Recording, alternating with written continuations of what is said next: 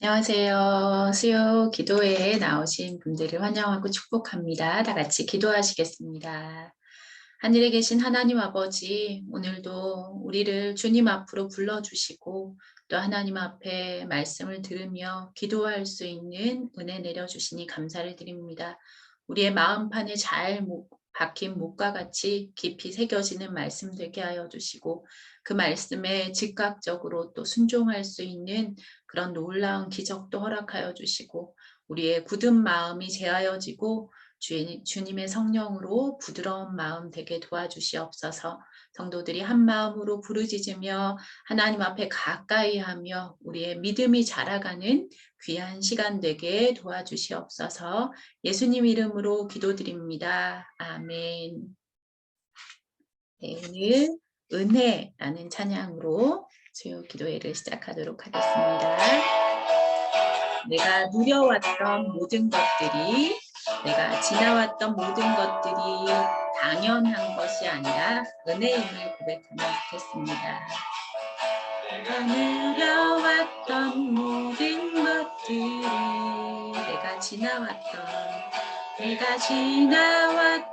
모든 시간이, 내가 걸어왔던 모든 순간이 당연한 것 아니라 은혜였소.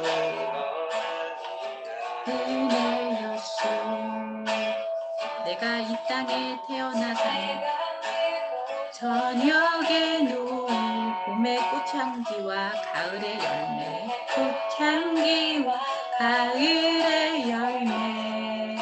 변하는 계절의 모든 순간이 당연한 것 아니라 은혜였소. 모든 것이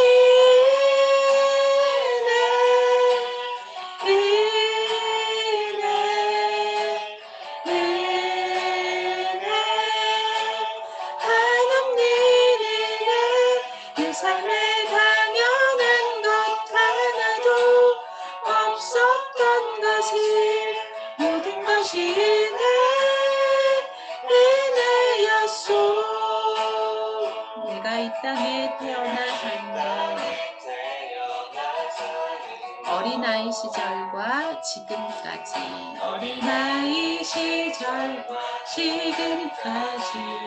숨을 쉬며 살며 꿈을 꾸는 삶 당연한 것 아니라 은혜였소. 내가 하나님의 자녀로 살며 오늘 찬양하고 예배하는 삶 복음을 전할 수 있는 축복이 당연한 것 아니라 은혜였소. 모든 것이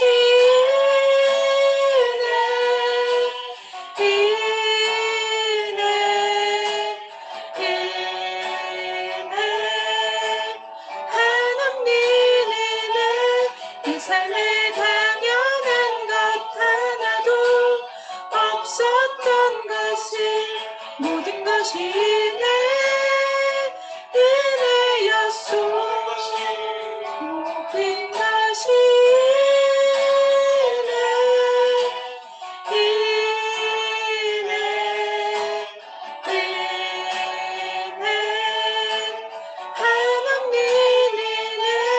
내 삶에 당연한 것 하나도 없었던 것을 모든 것이 은혜였소.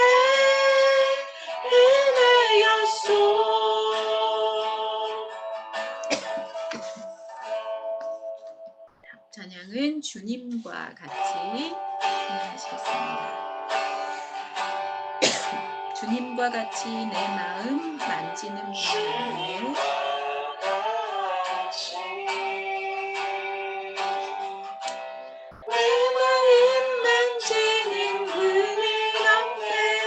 오랜 세월 찾아 내겐 주밖에 없네. 주밖에 없네. 주님과 같이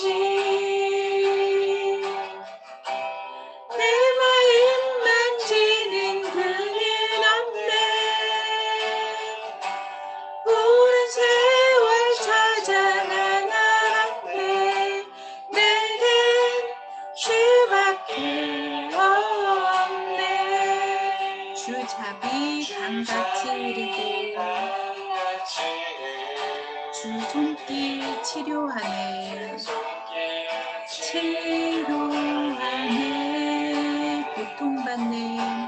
고통받는 자녀 품을 지네. 주밖에 없네. 주님과 같이 내 마음 만지는 그는 없네. 오랜 세월 찾아간 나란데 내겐 주밖에 없네. 주님과 같이 내 마음 만지는 그는 없네. 오랜 세월 찾아간 나란데 내겐 주밖에 없네.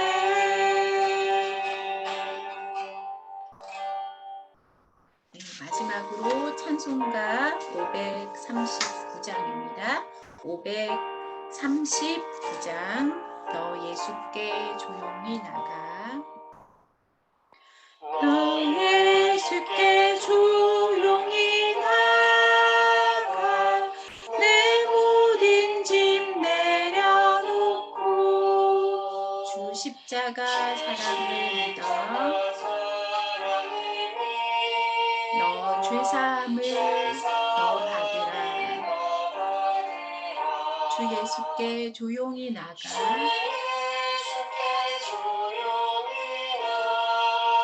내 마음을 쏟아놓아. 늘 은밀히 보시는 주님, 큰 은혜를 베푸시리. 주 예수의 은혜를 입어. 예수의 은혜를 입어. 내 슬픔이 없어지리. 내 이웃을 늘 사랑하며 너 받은 것 거저주라. 주 예수께 조용히 나가. 내 마음을 쏟아놓으라. 늘 은밀히 보시는 주님, 큰 은혜를 베푸시니 주 예수를 친구로 삼아 늘 내 옆에 모시어라. 그 영원한 생명샘물에 내 마른 목 축이어라. 주 예수께 조용히 나가. 예수께 조용히 나가. 내 마음을 쏟아놓으라. 늘 은밀히 보시는 주님, 큰 은혜를 베푸시니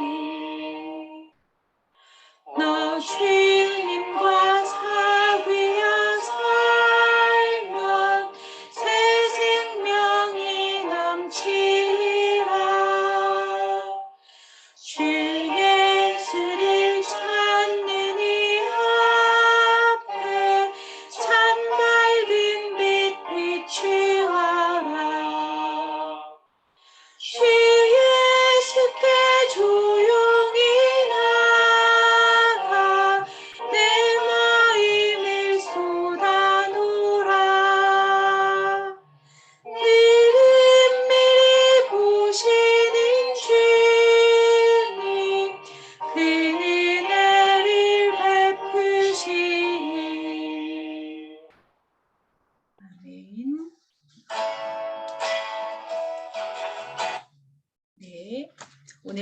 말씀은 학개서입니다.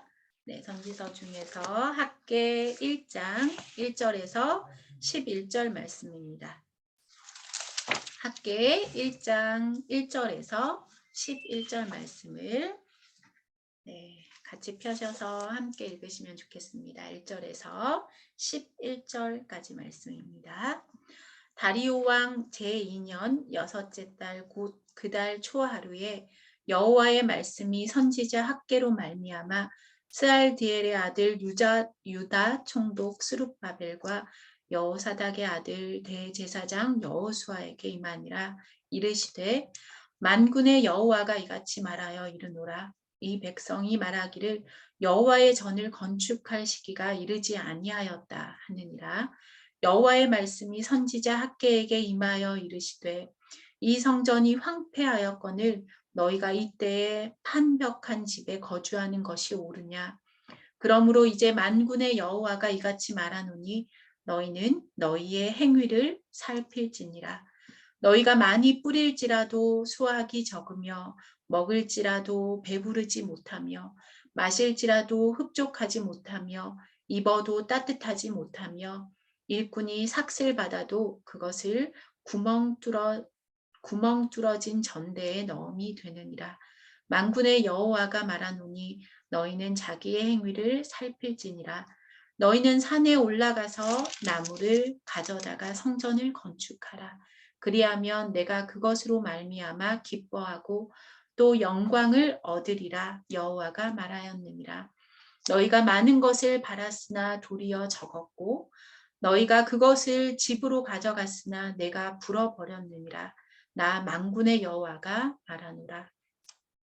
이것이 무슨 까닭이냐. 내 집은 황폐하였으되 너희는 각각 자기의 집을 짓기 위하여 빨랐음이라. 그러므로 너희로 말미암아 하늘은 이슬을 그쳤고 땅은 산물을 그쳤으며 내가 이 땅과 산과 곡물과 새 포도주와 기름과 땅의 모든 소산과 사람과 가축과 손으로 수고하는 모든 일에 한재를 들게 하였느니라. 아멘.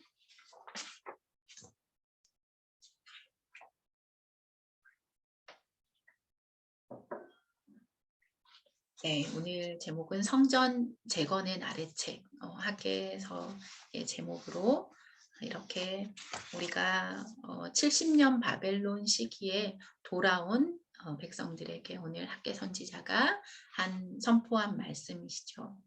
70년 바벨론 포로기에 돌아왔는데 어떤 이유에선지 이스라엘 백성들의 삶은 더 핍절해졌습니다. 그들의 영혼은 더 곰핍하게 되었습니다. 그 이유가 무엇인지를 우리가 학개서 2장 되는 이 학개서 짧은 선지서를 통해 함께 생각해 보는 시간이 되었으면 좋겠습니다. 성전으로 상징되는 이 신앙을 재건함으로 영적인 무기력에서 다시 무너진 믿음을 차곡차곡 쌓아가는 오늘의 복된 시간이 되기를 간절히 바람합니다. 성경에 등장하는 이런 인물들은 역사적인 사실이죠. 오늘 등장하는 인물도 마찬가지인데요. 신화 속의 이야기도 아니고 또 뜬구름 잡는 그런 영화도 아니죠. 하나님께서 지금 우리에게도 여전히 말씀하시고 계신 메시지임이 분명합니다. 구약의 끝에서 세 번째 책인 이 학개서는 우리가 잘 아는 마라톤 전투, 마라톤을 모두 우리 어린아이들도 잘 알고 있잖아요. 이 전투와도 연관이 있습니다. 페르시아와의 전쟁에서 승리한 소식을 이 아테네까지 42.195km까지 달려간 이 청년은 소식을 전하고 죽게 되죠. 그래서 이것을 기념하기 위해서 마라톤이라는 것을 하게 되었는데 이 마라톤 전투가 학계에 등장하는 다리우스 왕이 일으킨 전쟁입니다. 다리오 왕은 유대 총독 스룹바벨, 유대 그때 당시 총독은 스룹바벨 총독이었는데요. 다리오 왕이 아주 가까운 스룹바벨 총독과 가까운 사이였습니다. 그가 페르시아를 다스린 지 2년째 된 그 6월 초하루에 여호와의 말씀이 드디어 학개 선지자에게 임하게 됩니다. 여호와의 말씀이 선지자 학개로 인해 총독인 스룹바벨과 그 당시 대제사장인 여호수아에게 임한 사실을 성경은 오늘 우리에게도 말씀하고 계십니다. 포로에서 귀환한 이스라엘 백성들은 얼마나 많은 기대를 품었을까요? 이제 70년 만에 돌아가는 그 우리의 고향 땅으로 가서 새롭게 하고 싶은 일들이 얼마나 많았을까요? 많은 기대를 품었겠죠. 많은 땅을 경작지로 삼았고 6절에서 그들은 많이 뿌렸다고 기록하고 있죠. 그들의 기대는 넓은 땅만큼이나 광활했을 테고 그들이 뿌린 씨만큼이나 셀 수 없었을 것입니다. 우리 역시 어떤 씨앗을 이렇게 심으면서 그 기대하는 바가 있잖아요. 아무 기대도 없이 씨앗을 심는 사람은 없을 것입니다. 옥수수 그 한 알의 경우만 하더라도 그 한 자루에 200개에서 300개 열매를 맺는다고 하니까 꼭 농사가 아니라 어떤 또 사업이나 자식에 대한 교육을 할 때에도 어떤 기대치를 가지고 하지 않습니까? 70년이라는 이 길고 서러운 바벨론 포로기에서 돌아와서 그들은 원대한 꿈을 꾸었을 것입니다. 넓은 그 경작지에 많은 씨앗을 뿌리고 기다리고 그들은 기대한 만큼의 수확과 기쁨을 얻었을까요? 학개 선지자는 6절에 너희가 많이 뿌리고 뿌릴지라도 수입이 적고 또 먹을지라도 배도 부르지 않고 또 마시는데도 흡족하지 못하고 좋은 옷을 입는데도 따뜻하지 않고 열심히 일해서 삭슬 많이 받는데도 지갑에 구멍이 뚫린 것처럼 돈이 다 새어나간다고 말합니다. 너무 마음이 아프죠. 스가랴 선지자는 총독인 스룹바벨이 현명한 왕손이라고 스가랴서에 이제 소개하고 있죠. 여호수아는 제사장으로 그 직분을 또한 충실히 수행했다고 말하고 있습니다. 그런데 왜 1절에서 학계는 이 지도자들에게 말하고 있을까요? 왜 온 백성을 불러 모으지 않고 이들에게 먼저 말했을까요? 이는 학계에게 들은 말씀을 백성들에게 일제히 전파하도록 스룹바벨과 여호수아를 거룩한 종의 동력자로 삼으신 것입니다. 그들은 현명하고 충실한 하나님의 일꾼인 것은 분명했지만 구약의 그 성전을 재건하고 건축하는 일에 대해서 소홀히 한 부분에 대한 그 책망은 피할 수 없겠죠. 4절에서 백성들은 자기 집을 짓고 난 후에 여가가 생기면 더 화려하게 우리의 여호와의 전을 지읍시다 이렇게 말했을 것입니다. 그들은 자기 편리대로 생각하고 주님께서 관용을 베푸시니 백성들 자신의 집을 짓는 것도 허락하시고 그동안 성전도 없이도 여러 세대를 살아왔으니 하나님께서는 그냥 그 거룩한 장소만으로 만족하셨을 것입니다 하고 그들은 반박했을지도 모릅니다. 사실 그들은 포로에서 돌아오자마자 성전의 터를 열심히 닦고 건축할 준비도 했었습니다. 그러나 고레스 왕의 방백들은 유대인들을 괴롭혔고 이어 보위에 오른 캄비세스는 유대인을 가장 적대시하는 그런 왕이었죠. 하나님의 교회의 가장 잔인한 적이었습니다. 다행히 다리오 왕이 호의를 베풀어서 성전 재건을 허락했을 때 유대인들은 낙심하고 좌절하며 힘을 그때는 잃어버리고 말았습니다. 그들에게 분명히 기회가 주어지고 시작은 했는데 건축을 지연하고 또 방해가 있고 그러자 태만한 상태로 버려둔 것은 변명할 여지가 없게 되었죠. 우리 역시 하나님을 경배하는 일을 가장 우선시 두나 이런 것을 자주 체크해 볼 필요가 있죠. 내일 우리의 상황이 더 좋아지면 하나님 제가 좀 더 나아지면 이렇게 더 우리가 미룰 때가 많지 않습니까? 우리의 상황이 더 나아진다는 보장도 없는데 더 좋아지면 하나님 앞에 나아가겠습니다. 이렇게 말을 하는 경우가 많죠. 지금 어렵고 분주한 상황 속에서 하나님께 헌신하고 숨가쁘게 달려가면 상황이 더 악화될까요? 그렇지 않은 경우가 더 많은 것 같습니다. 오늘 본문은 우선순위를 잃어버린 백성들에게 그 손으로 수고하는 모든 일에 하나님께서 가뭄으로 인한 재앙을 내리셔서 그 구멍 뚫어진 전대에 넣는 것처럼 모든 것이 비어지고 말 것이라고 6절에 경고하고 계십니다. 4절에서 판벽한 집에 거하는 것이 가냐 이 말씀은 매우 강조적이라는 말씀으로 볼 수 있습니다. 소홀히 여김을 당한 하나님의 전과 화려하고 안락하게 꾸며진 그들의 집 사이의 이 대조가 암시되어 있기 때문입니다. 학개 선지자는 우리같이 벌레 같은 이 보잘것없고 곧 죽을 수밖에 없는, 영원히 살지도 않는 이 땅에서 잠시 머물다가 간 그런 인간이 이런 웅장한 저택을 소유하고, 반면에 하나님은 영원히 계신 하나님께서 여호와의 전도 없이 지내야 함이 옳으냐 하고 묻고 있는 것입니다. 5절 6절에 너희는 자기의 소위를 살펴볼지라는 말씀은 죄에 깊이 빠진 자들에게 좀 더 날카롭게 몰아붙이고 있는 말씀이죠. 가르침을 잘 받아들이는 마음의 밭이 잘 기경된 사람들에게는 이런 말씀이 필요 없겠지만, 완고한 자들에게는 굶주리고 하늘과 땅이 양식을 제공하지 않는 일들을 통해서 깨닫게 하시는 것입니다. 자진해서 순종할 수 없는 자들에게 이런 심판을 통해서 하나님은 회개를 촉구하십니다. 일반적으로 이 경험이라는 것은 바보의 선생님이라는 말이 있습니다. 어리석은 자가 경험에게 선생님, 스승님 이렇게 하고 배운다는 의미죠. 지혜로운 자는 그 길에 구덩이가 있는 줄 알고 그 길을 이렇게 피해서 가지만, 구덩이에 꼭 빠져봐야 아는 어리석은 자는 그 구덩이에 빠져봐야만 그것을 경험을 통해서 배운다는 것입니다. 백성들은 이전에도 굶주리고 재앙도 만나서 회개를 한 경험이 무수히 많았을 것입니다. 우리 역시 동일하죠.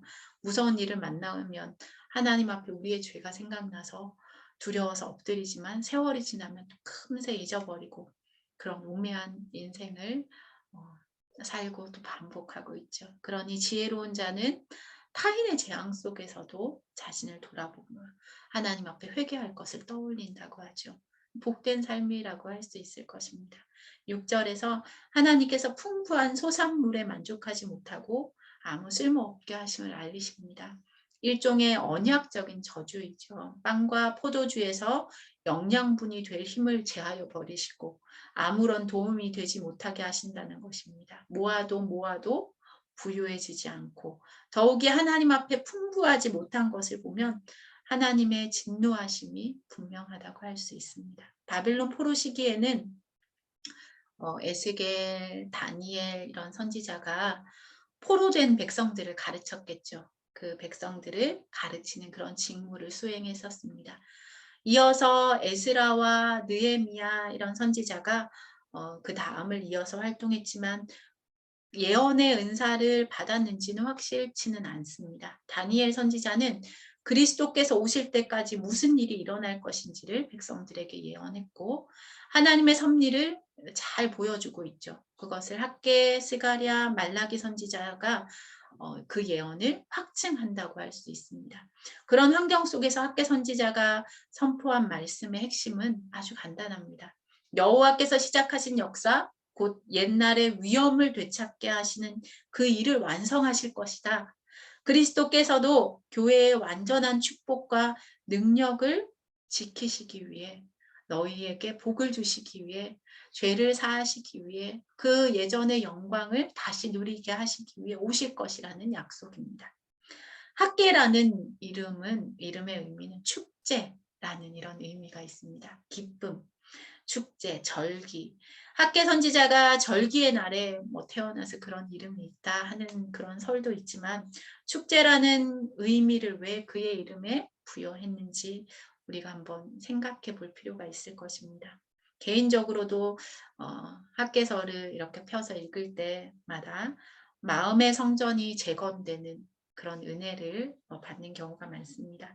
그래서 마음의 성전이 재건되니까 축제를 열고 싶은 거죠. 그래서 축제를 열고 싶은 그런 마음이 우리 성도님들께도 이 학개서를 읽고 나서 동일한 마음이 일어나면 좋겠습니다.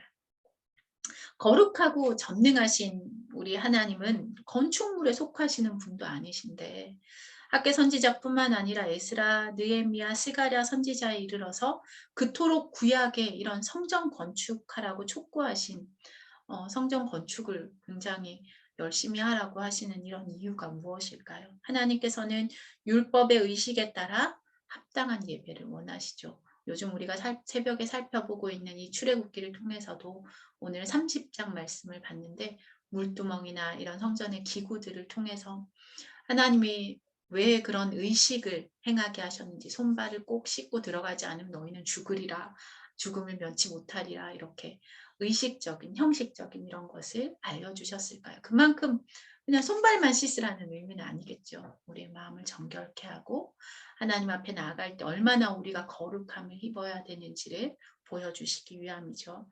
유대인들이 불구된 것, 저는 것, 병든 것으로 자꾸 제물을 삼아서 하나님 앞에 희생을 바칠 때 그들은 그것만이 불경건한 것이 아니라 하나님 앞에 하나님을 가벼이 여기는 그런 불경건함과 하나님 앞에 모독적인 행위를 나타낸 결과가 되는 거죠. 하나님께서 자신을 위해서 희생 제물을 요구하신 것이 아니라 유대인과 또한 우리가 참된 믿음을 보전하시기를, 그것으로 눈에 보이는 것을 통해서 우리가 믿음을 확립해 나가시기를 바라신 것입니다. 유대인이 구약의 성전을 무시하고 징벌하신 것은 그들의 냉담함, 마음이 냉랭해진 것, 무관심한 것, 그런 것들이 책망받아 마땅함을 이해시키기 위함이었죠. 구약의 성전은 하늘의 모형임을 명심해야 합니다. 그 냉담함은 하나님에 대한 예배를 소홀히 했다는 거죠. 하나님을 경외하는 마음을 소홀히 했다는 것이죠.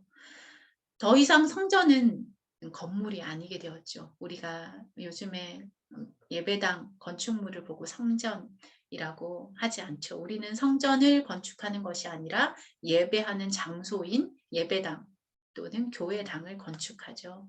그 말이 더 정확하겠죠. 하지만 더 나아가 성전된 우리 자신을 하나님께서 거하실 수 있도록 성령 하나님께서 근심하지 않도록 더욱 거룩하게 지어져 가는 것에 하나님은 더욱 관심이 많으십니다. 10절에 그러므로 너희로 말미암아 하늘은 이슬을 그쳤고 땅은 산물을 그쳤다라고 말씀합니다. 율법에서 저주가 나타나는 것은 신명기 11장에서도 계속 말씀하시죠. 모세가 한 경고가 실제로 성취된 것과 하늘이 이슬과 비를 내리지 않을 때마다 그것을 하나님의 진노, 징후, 그런 진노의 징후로 유대인들이 받아들이는 것은 별로 새로운 일이 아니었습니다. 당연히 하나님께서 징계하시는구나 하고 하는 것으로 받아들였습니다. 전쟁, 기근, 전염병으로 고민하는 오늘날도 사람들이 일반적으로 진리를 존중하지 않는다면 똑같은 하나님이 저주를 내리실 수 있죠. 하나님께서 말씀으로 증거해 오시던 것이 사실로 증명해 보인다는 것을 학계 선지자는 백성들에게 상기시켜주고 있는 것입니다. 모든 땅이 모든 것을 다 품고 있어서 사람의 어머니다 이렇게 불리기도 하지만 사실 그 속이 다 보이지는 않죠. 하늘과 땅은 하나님의 부성적인 사랑을 증거하고 있습니다. 우리에게 베푸시는 하나님의 값없는 너무 자비로우신 그런 관심을 나타냅니다. 하늘과 땅을 통해 우리에게 양식을 제공하시죠. 하늘과 땅이 하나님의 축복을 우리에게 베풀 때 우리를 향하신 하나님의 사랑을 선포한다고 했습니다. 반대로 하늘이 쇠같이 문이 닫히고 땅이 우리에게 양식을 제공하지 않으면 그것은 하나님께서 우리를 징계하신다고 생각할 수 있겠죠. 모든 재앙을 하나님의 보응이다라고 볼 수는 없지만 재앙 앞에서 마음이 무디어져서 하나님 앞에 자신의 영혼을 돌아보지 않는 것도 우리의 완고함일 것입니다. 이 경고들을 효과적으로 경고를 미리 예비하는 사람들이 지혜로운 사람들이잖아요. 일이 터지기 전에 그 경고등을 보면서 경고의 메시지를 보면서 바른 길로 돌아서고 우리가 행하는 모든 것이 주께서 원하시는 것이 되도록 기도하고 애쓰며 하나님의 은혜와 사랑으로 나아가는 문을 발견하는 일은 주님께서 기뻐하시는 일이 될 것입니다. 주님의 축복에 참여하는 성도는 하늘에서 누리게 될 선하심을 미리 맛보아하는 자들이고 하늘을 열망하고 살아가는 자인 동시에 세상에 붙들리지 않고 세상이 우리를 붙들려고 해도 거기에 빠져나와서 매일 또 끊임없이 주님의 손에서만 받아 누리는 하나님의 손으로부터만 오는 그것을 받아 누리는 풍성한 축복으로 늘 만족하며 살아가는 자들입니다. 12절부터는 학개 선지자의 말씀을 받고 이제 총독과 대제사장에 이르러 온 백성이 함께 즉각적으로 돌이키는 그런 반전이 있습니다. 세상에서 가장 옮기기 어려운 것이 무엇일까요? 아무리 무거운 돌은 깨뜨리면 될 것이고 큰 산도 조금씩 뚫어서 시간이 좀 걸리긴 하지만 또 산을 옮길 수도 있습니다. 하지만 이 한 길밖에 안 되는 사람의 마음은 이 사람의 속마음을 옮기는 일은 아무리 큰 장비나 또 힘센 장정일지라도 사람의 힘으로는 이 마음을 옮길 수 없죠. 선지자의 말씀을 받고 이렇게 백성들이 즉시로 순종하는 마음을 바꾸는 마음을 옮기는 이 일은 잘 찾아보기 힘들죠. 우리도 말씀에 즉각적으로 순종하기는 쉽지 않잖아요. 12절에 스알디엘의 아들 스룹바벨과 여호사닥의 아들 대제사장 여호수아와 남은 모든 백성이 그들의 하나님 여호와의 목소리와 선지자 학개의 말을 들었으니 이는 그들의 하나님 여호와께서 그를 보내셨습니다. 백성이 여호와를 경외하매. 아멘입니다. 이처럼 말씀에 즉각적으로 반응하고 우리도 마음에서 설교를 듣고 또 어떤 말씀을 묵상하면서 아멘, 아멘입니다 할 때 이 순종할 수 있는 복이 가장 큰 기적입니다. 하나님께서 이렇게 응답하셨습니다. 13절에 내가 너희와 함께 하노라. 내가 너희와 함께 할 것이다. 바로 임마누엘 되시겠다고 말씀하시죠. 14절을 우리 다 같이 한 목소리로 읽어보겠습니다. 14절 시작. 여호와께서 스알디엘의 아들 유다 총독 스룹바벨의 마음과 여호사닥의 아들 대제사장 여호수아의 마음과 남은 모든 백성의 마음을 감동시키시네. 그들이 와서 만군의 여호와 그들의 하나님의 전 공사를 하였으니. 아멘.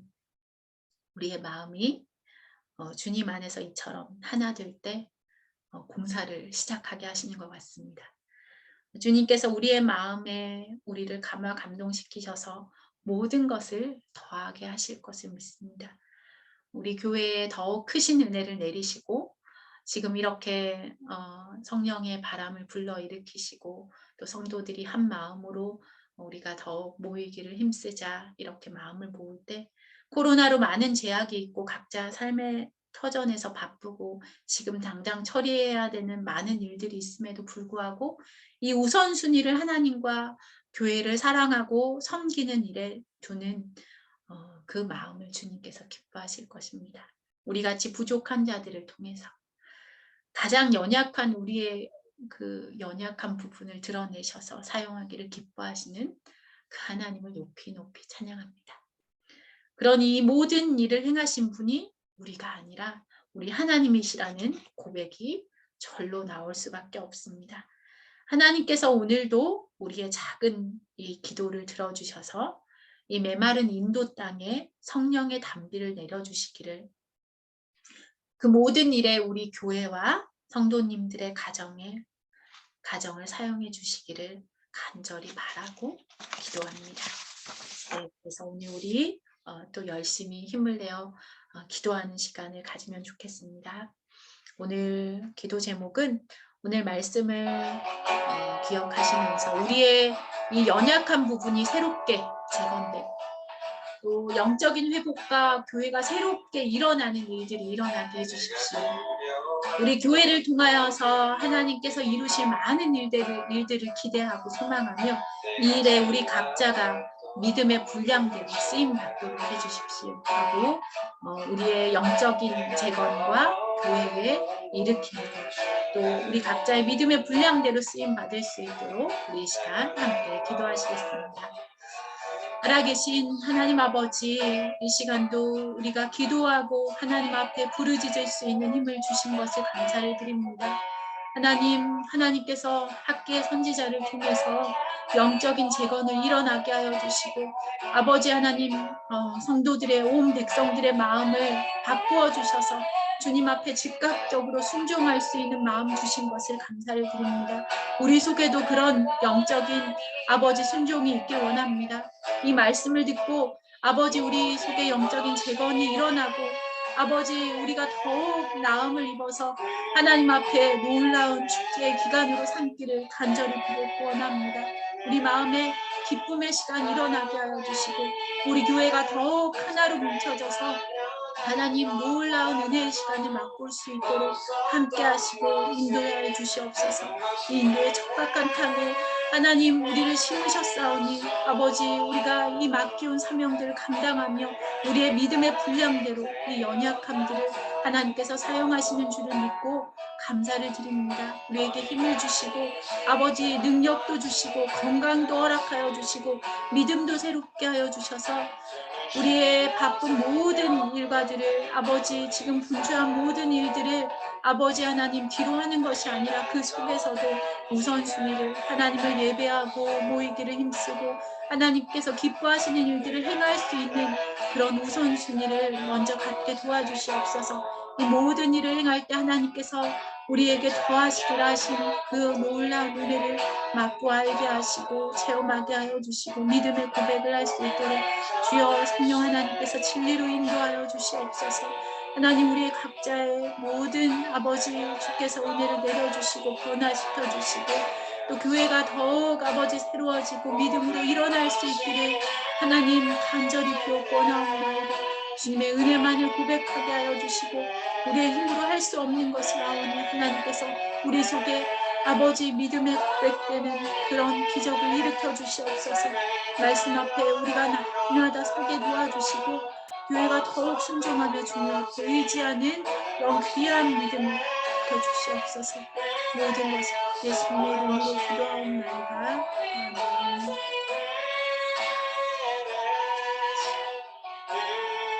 네, 다음 기도 제목은 우리 대학 입시를 준비하는 자녀들이 있습니다.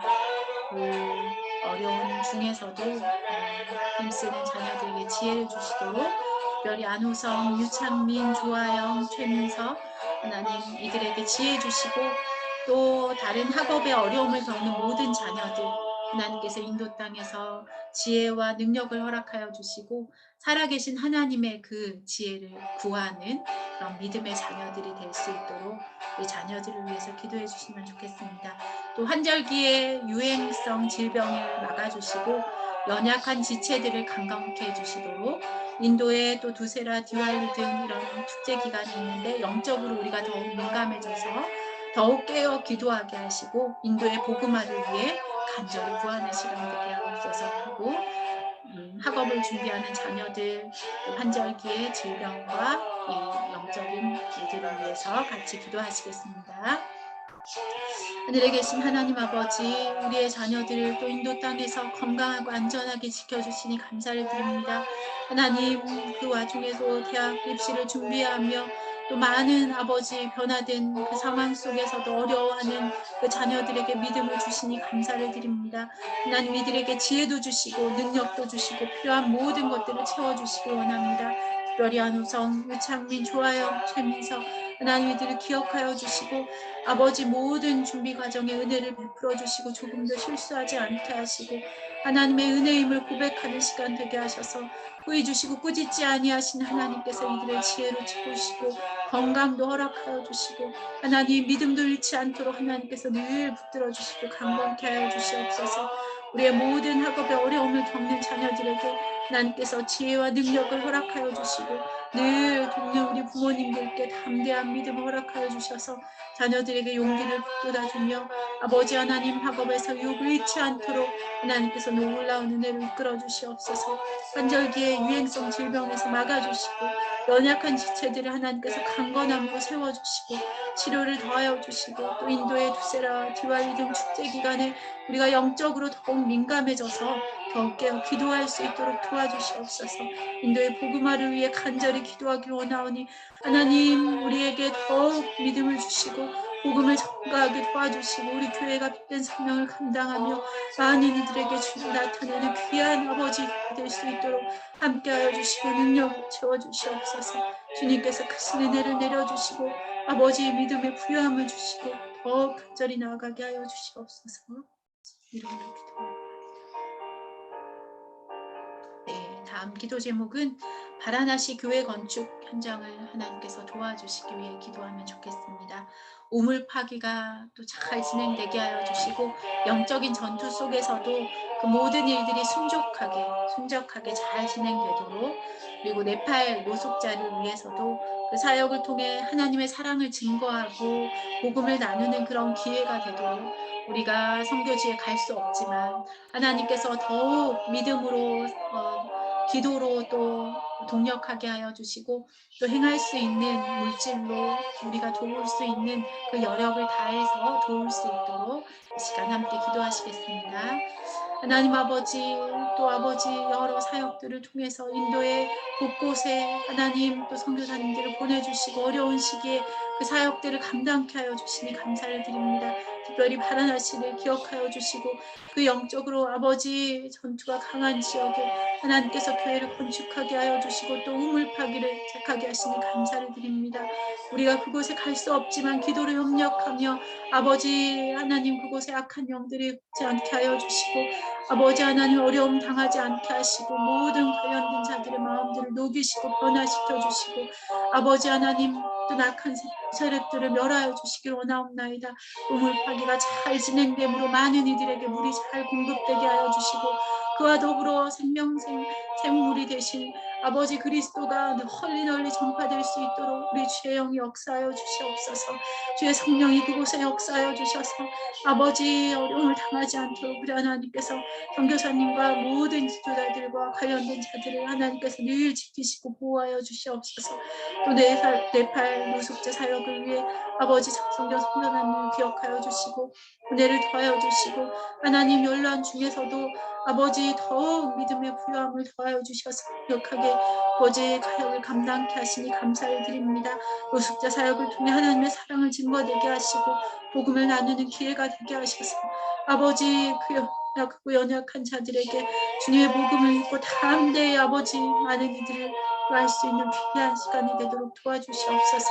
하나님께서 여러 곳곳에서 복음을 증거하시는 선교사님들을 기억하여 주시고 피곤치 않게 하여 주시고 피로를 채워주시고 코로나 속에서도 어려움 당하지 않게 하여 주시고 주님을 지켜주셔서 강건함으로 우리 주님께서 늘 돌보아 주시옵소서.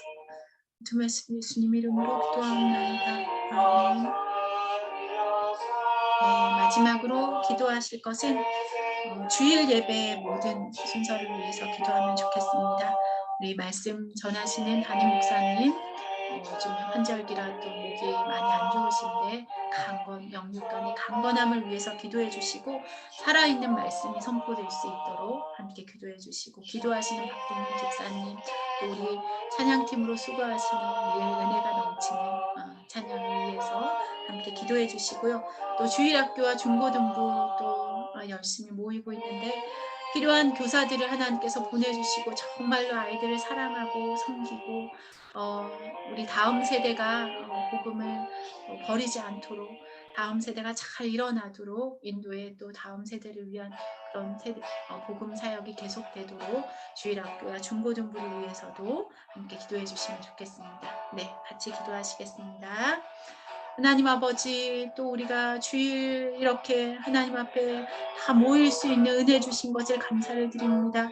더욱 많은 성도들이 하나로 모여지고 아버지 또 더 큰 장소가 필요하여 하나님 앞에 이렇게 또 감사의 고백을 하며 기도할 수 있는 그런 은혜를 주시니 감사를 드립니다.